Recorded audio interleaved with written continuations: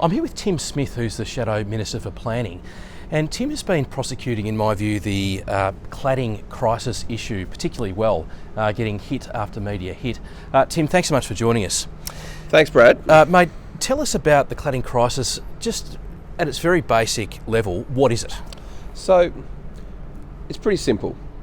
For quite some time, the Victorian Building Authority, which is the agency charged with regulating the building industry in Victoria, allowed solid petrol to be clad on the exterior of high-rise towers.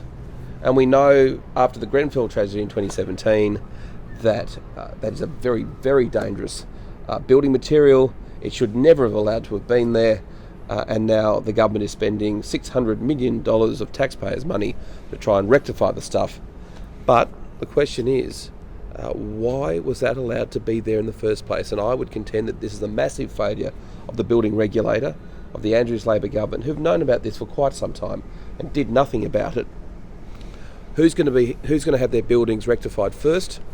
That's where we're up to at the moment. The government has announced 15 buildings will be done this year. Well, which ones are they? Who are they? Because people are terrified that they're potentially living in a fire trap. So tell us about the solution that the government proposes, and is it adequate? I mean, if you're living in a fire trap and you're living there at the moment, would you know about it?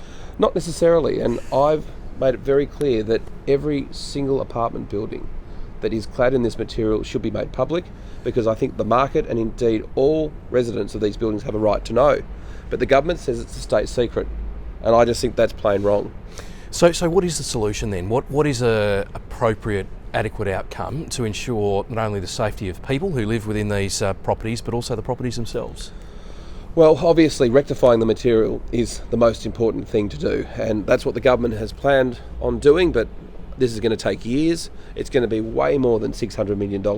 Some estimates are in the billions, but we need to get this material down.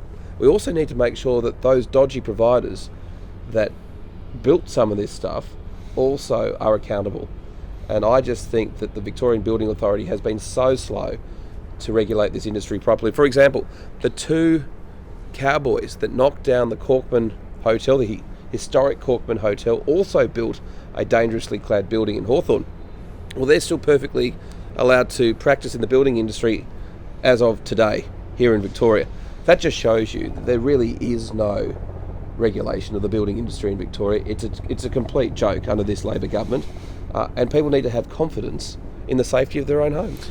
A fair point to make, Tim. Now, just finally, can you bring us up to speed on a property that's close to my own district in Sandringham? I understand there's a property in Mordialloc, right, just down the road, where tenants received a notice that they needed to evacuate that property within a 48-hour period. So the VBA and the Andrews Labor government knew about this property in Mordialloc for almost 3 years and did nothing about it until the weekend, where these residents were given 48 hours to evacuate. I mean, in most states around Australia, residents get evacuated by a state government because of a natural disaster. But here in Daniel Andrews, Victoria, it's because of dodgy cladding. Dangerous, combustible, very dangerous cladding. And I just think this is terribly unfortunate, and I feel so sorry for the people involved. They've done nothing wrong, and then they've had their lives upended this last weekend. Where have those people been put up for the rest of the week? How long is this going to take to rectify? Who's paying for it? I hope they're not having to pay for it. I think that would be awful if they were having to pay for it.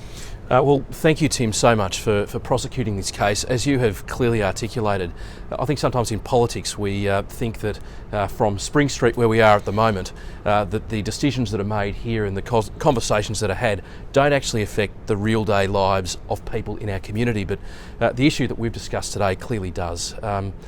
On their behalf, on behalf of people around the state, continue prosecuting the case, and let's hope that a good outcome is received for everyone involved. Thanks, Brad. Thank you, Tim. Cheers.